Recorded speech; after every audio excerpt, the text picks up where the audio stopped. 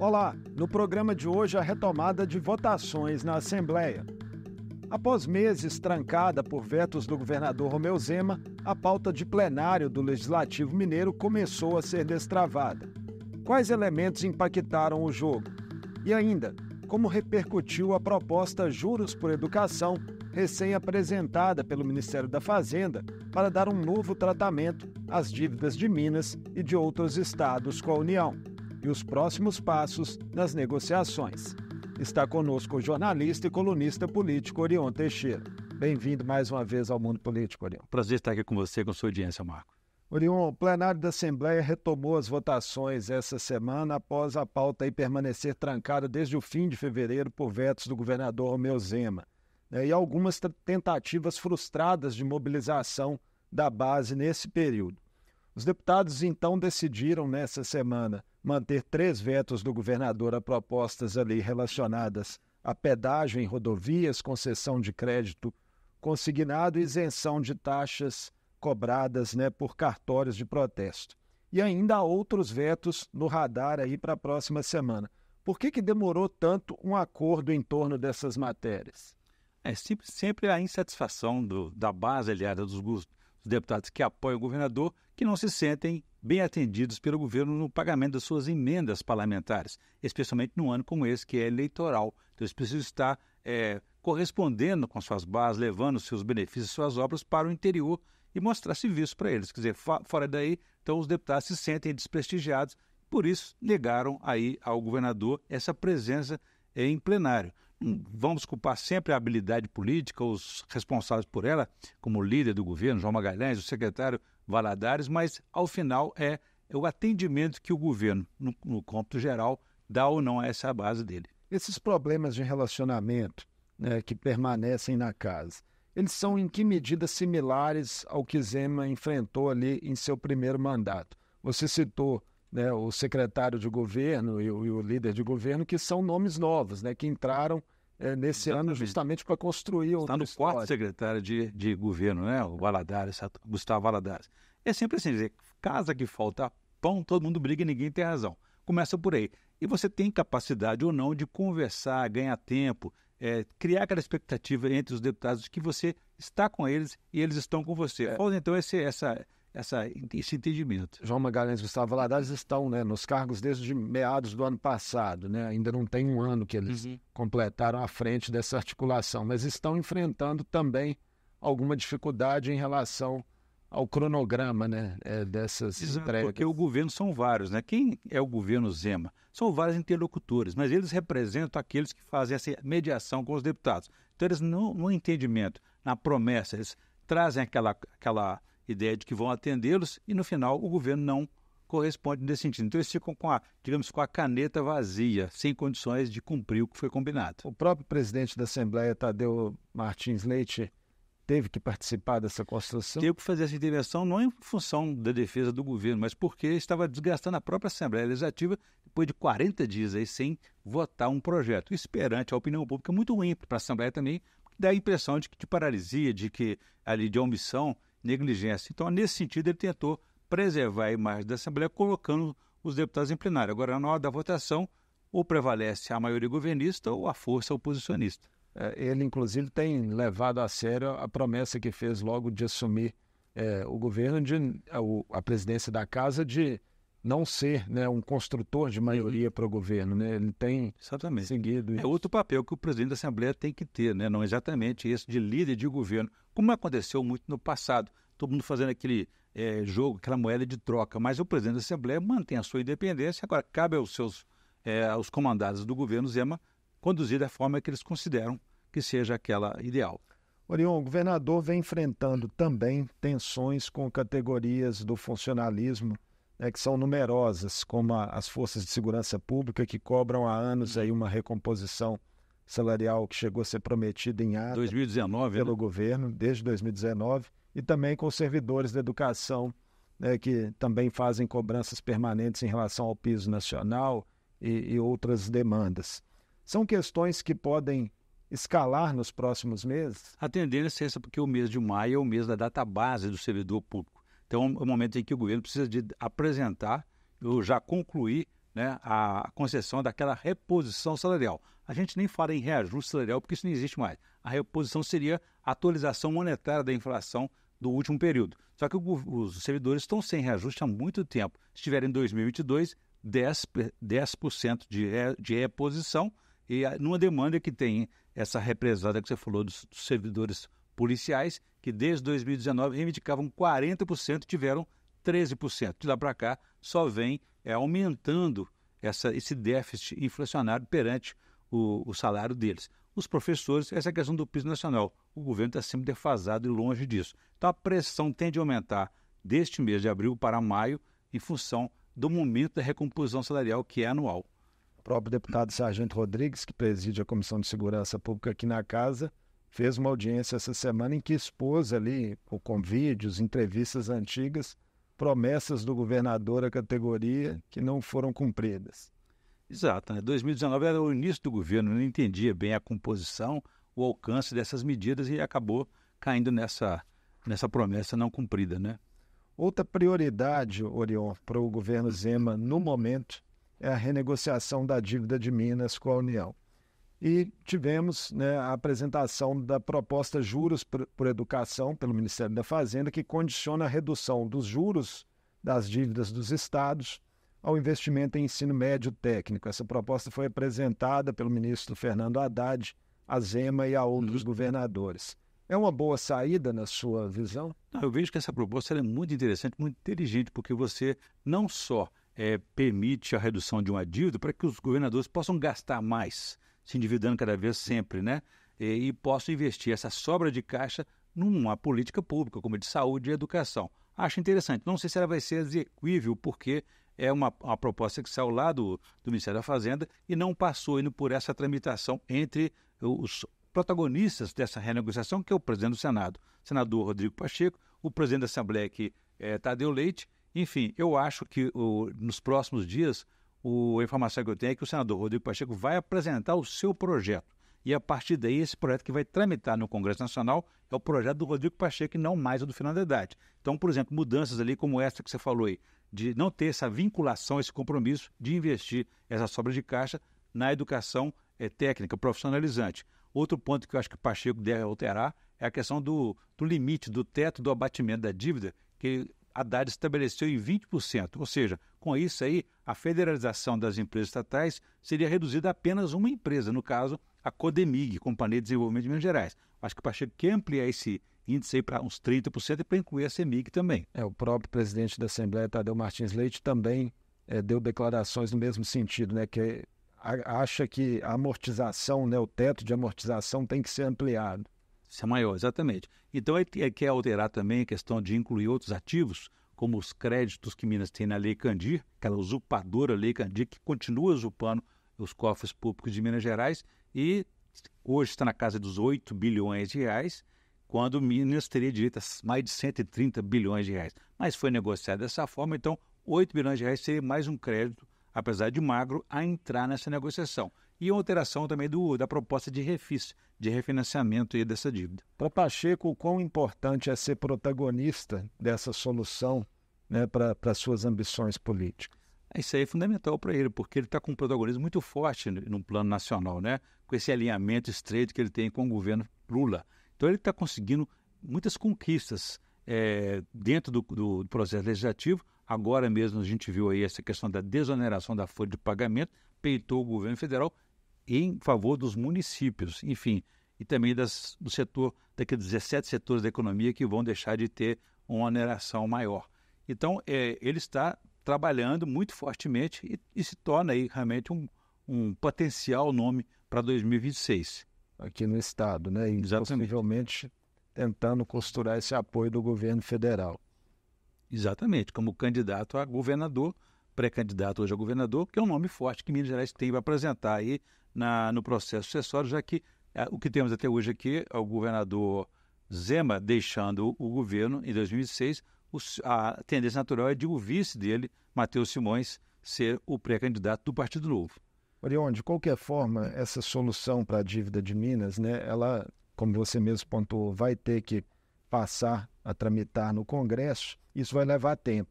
E nós temos aí o prazo de 20 de abril, né, que até onde vale a liminar atual do Supremo Tribunal Federal, que suspende o pagamento de parcelas da dívida do Estado.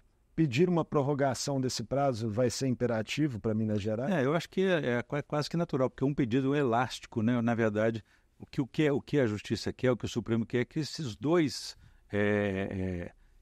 setores, dois agentes aí se entendam. Se já há um prazo, se existe aí um espaço para negociação, para conciliação, não há por que ficar limitando com o tempo mais, né? O STF, inclusive, né, vai ter que ser provocado novamente, né? Sim. E aí isso tem que partir nas próximas semanas de um dos dois, ou pelo governo de Minas, uma das duas partes, ou o Fernando Haddad. Exatamente. Notou-se, Orion, de mais ou menos um mês para cá, né, um tom mais ameno do governador Romeu Zema em declarações sobre o governo federal petista. Isso coincidiu com 2 encontros, né, pessoais dele com Lula aqui em agendas em Minas Gerais, um em Belo Horizonte, outro em Serra do Salita. É um sinal que o governador entendeu que precisa, nesse momento, priorizar a governabilidade, deixar né, as projeções eleitorais futuras de lado? Não, são os efeitos do diálogo, da interlocução, que são necessários para quem governa, administra a coisa pública, colocar o interesse público em primeiro lugar antes de seus projetos pessoais políticos, que podem ficar para depois, né?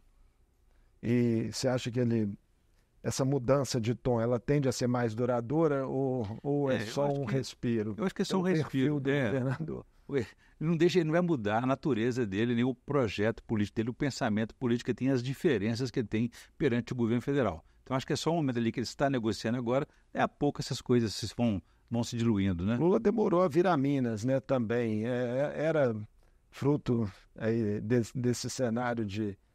Com certeza sim, até achar o caminho para essa aproximação. Ela foi demorada.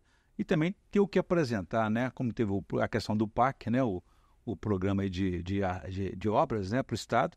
Então tinha que ter algum que mostrar serviço também para promover esse entendimento, essa aproximação, né? Falando, né, em eleições, os movimentos estão aí, né? Já se intensificando também, né, visando o quadro da capital e também em outras cidades grandes do interior de Minas. O último movimento aqui em Belo Horizonte, essa semana, foi o lançamento da pré-candidatura do vice-governador Paulo Brant, pelo PSB, que é uma legenda tradicional na capital, né, que já ocupou a prefeitura em outros mandatos. Como é que você viu esse gesto do PSB e Paulo Brant avaliando também que não acredita em uma possível frente mais ampla de centro-esquerda para um primeiro turno? Eu acho que nesse momento, Marcos, diante da incerteza em definição que é o quadro político sucessório, diante da distância que há, dos prazos que nós ainda temos para poder definir o quadro político, muitos se apresentam, se colocam no jogo político. Estou vivo, estou aí, tenho potencial e tenho capacidade. Caso você queira conversar, estamos às ordens, né? Então é um momento de muita conversa, e você conversa a partir de onde? De um anonimato ou de uma candidatura, de uma pré-candidatura? Então todos os partidos querem ser um pouco protagonistas, serem lembrados nessa composição. Então o PSB vai participar de qual composição? Com A, com B ou C? Tem candidato, tem pré-candidato ou não tem? Tudo isso aí facilita e ajuda esse partido a negociar melhor essa composição, essas articulações. O ex-vice-governador Paulo Brant, então, foi lançado novamente como candidato a prefeito, pré-candidato, mas teve um trauma do passado, né? Esse trauma sido lançado esse por Márcio trauma Lacerda, então prefeito, e depois esse trauma compareceu, né? Porque o Márcio Lacerda o visitou nesse momento do lançamento da pré-candidatura, que eu acho que não foi uma boa. Mas diz que eles fizeram as pazes, né? Tudo bem, mas o estrago foi muito grande, né? Deixado por Márcio Lacerda, que o havia lançado e depois, na hora de registrar, no último dia, retirou o apoio. A história que eu sei é que Márcio Lacerda foi pessoalmente, à época, depois de um tempo, à residência de Paulo Brant, por um pedido de desculpas formal à família. Pois é. E ele depois foi vítima, logo em seguida, do mesmo tipo de veneno, né? Porque ele foi pré-candidato a governador, e o presidente nacional do partido dele veio a Minas, Carlos Siqueira, para anular a candidatura dele. Agora, apesar dessa negativa inicial de Brant, né, em uma frente mais ampla, aí, outros 3 pré-candidatos estavam presentes no evento. Isso. Todo mundo buscando essas oportunidades. Gabriel Azevedo, do MDB, Rogério Corrêa, do PT, e a deputada Ana Paula Siqueira da Rede. Exatamente. Onde há espaço e oportunidade para um diálogo, né, e com futura conversa, fica aberta a porta, fica ali colocado. Mas nessa semana nós temos também o final da janela partidária, em que políticos vão mudar de partido, buscando se filiar num que lhes dê melhor condição.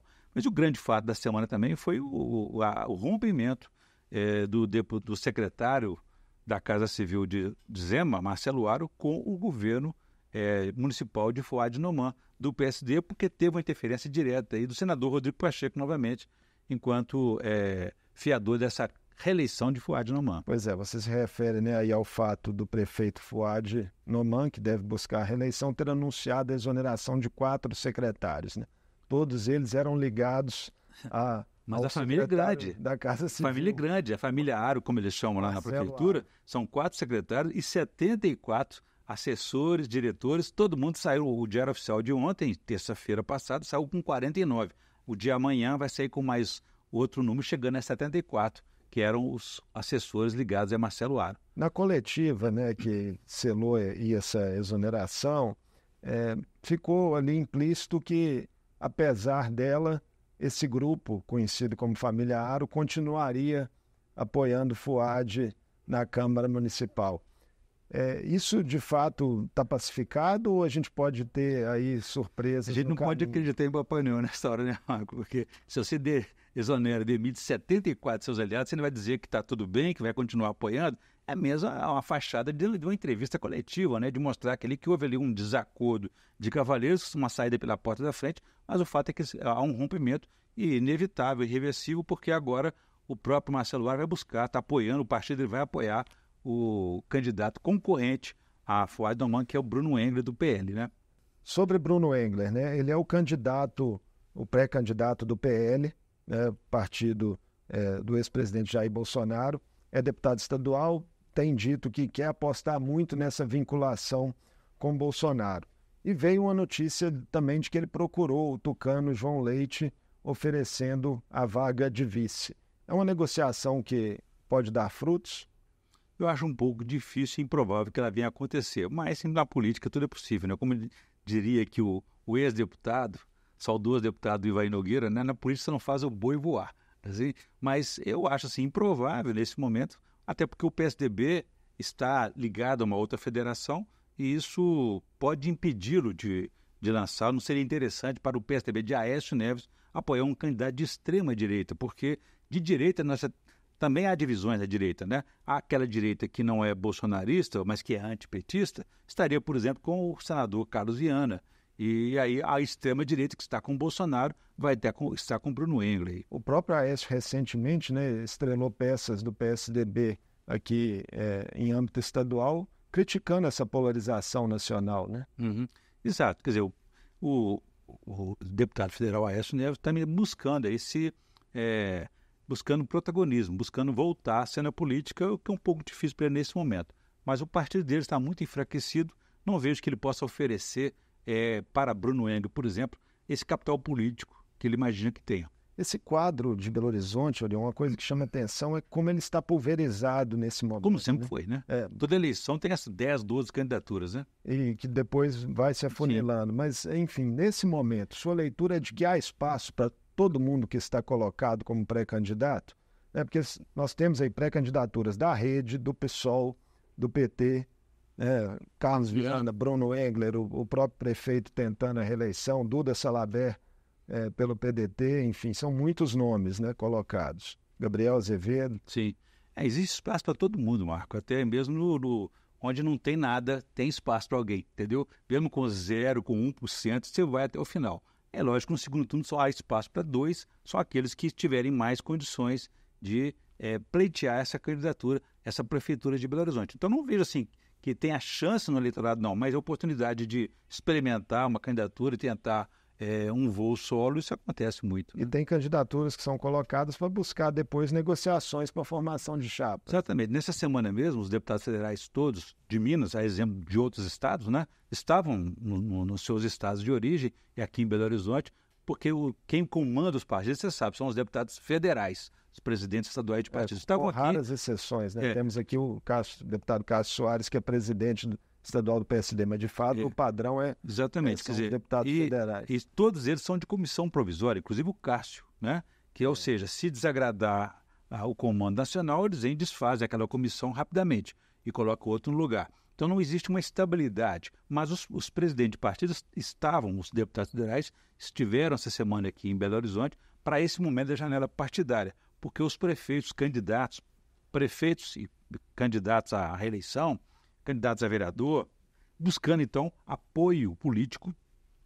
Quem vai dar mais? Tipo fundo partidário. Quem vai liberar o fundo partidário para financiar a minha campanha? Então é esse aí que tiver, esse é um trunfo para que alguém pudesse se filiar, trocar de partido. Então vão levar para o interior apenas neste momento a foto com os seus lideranças para mostrar para os seus eleitores. Especialmente os partidos que estão aí no campo da esquerda ou da centro-esquerda, eles vão ter que ter um cálculo mais cuidadoso em relação a esse cenário de Belo Horizonte. Por que essa pergunta? Porque nós temos já bem posicionados, né, na disputa pelas pesquisas que saem até então, Bruno Engler, né, como um candidato que corre ali pela direita, Fouad Noman, que é naturalmente um candidato à reeleição, tem a máquina na mão. Se pulverizar demais esse campo da esquerda, o efeito pode ser ficar fora de um segundo turno? Há um risco, né? Então tem que monitorar isso até próximo do registro das candidaturas, lá para 5 de agosto, né? Para ver se realmente dá para poder manter mais de uma candidatura no campo da esquerda, no campo da direita, para evitar essa derrota antes da hora, de véspera da eleição, né? Então, eu acho que isso deve ser monitorado e o campo da esquerda, por mais que ele tenha essas opções alternativas, ele tem uma liderança. E essa liderança maior chama-se presidente Lula, que está muito determinado em vencer em São Paulo, em Rio de Janeiro e Belo Horizonte. Por causa dessa determinação do presidente, você ainda vê chances de que ele eventualmente imponha um apoio do PT ao prefeito Fouad Noman? Eu acho até que não é uma questão nem de imposição. Pode ser até um pedido do presidente que não foi feito ainda. Isso pode fazer uma diferença nesse processo eleitoral, até principalmente do partido dele, o PT. Já o PSOL e o PDT não fariam assim tanta diferença nesse momento. Poderia aguardar para um segundo turno. O PT integrou a administração de Fouad, né? Exatamente. Seria também que no dia que foi relançada aí a pré-candidatura de Fouad Noman, estavam presentes lá nesse evento o PCdoB e o PV, que são partidos da aliança federada com o PT e que deveriam estar apoiando o Rogério Correia, deputado federal, pré-candidato a prefeito aqui. O prefeito declarou apoio formal a Lula em 2022 também, né? Tem isso ainda nesse jogo. Até porque também o Rogério Correia o fez, mas existe ainda o presidente do Senado, o Rodrigo Pacheco, estão todos nesse cenário aí, buscando esse entendimento, esse fortalecimento, né? Cientistas políticos, Orion, têm dito, né, alguns deles, que vai ser uma eleição muito marcada por essa polarização nacional. Você acredita que isso vale também para Minas Gerais, para Belo Horizonte, para outras cidades polo do estado? Vale sim, viu, Marco? Porque até mesmo aí qualquer projeto hoje, você vê essa discussão sobre motoristas de aplicativo, do Uber, está polarizada. A contaminação é bolsonarista e petista, enfim, é preciso botar a bola no chão. Quem for mais inteligente e mais capaz de conseguir puxar o debate para os assuntos locais, transporte, mobilidade urbana, educação, saúde, segurança pública, os problemas da cidade, vai ter mais sucesso até se ele conseguir inverter essa pauta. Não deixar que a pauta nacional vire que então tome conta do debate. É um desafio mais para quem correr pelo centro, talvez, né? É o caminho que o Fouad está buscando, porque ele até pelo estilo, perfil dele, e ele é o prefeito, ele tem que mostrar que fez, o que vai fazer, por que ele quer continuar. Então, assim, ele tem que concentrar realmente na questão das obras, porque esse debate político e polarizado já tem muita gente que faz, e faz de maneira inútil e estéril, porque não acrescenta nada para a cidade. Leon, obrigado por essa conversa conosco aqui no Mundo Político. Teremos outras certamente ao longo do ano aí. Combinado. Eu conversei com Orion Teixeira, jornalista e colunista político. Falamos sobre a retomada de votações na Assembleia e os recentes movimentos partidários para as eleições municipais. E ainda da proposta apresentada pelo governo federal para dar novo tratamento às dívidas de Minas e de outros estados com a União. O Mundo Político fica por aqui. Obrigado por nos acompanhar e até o próximo programa.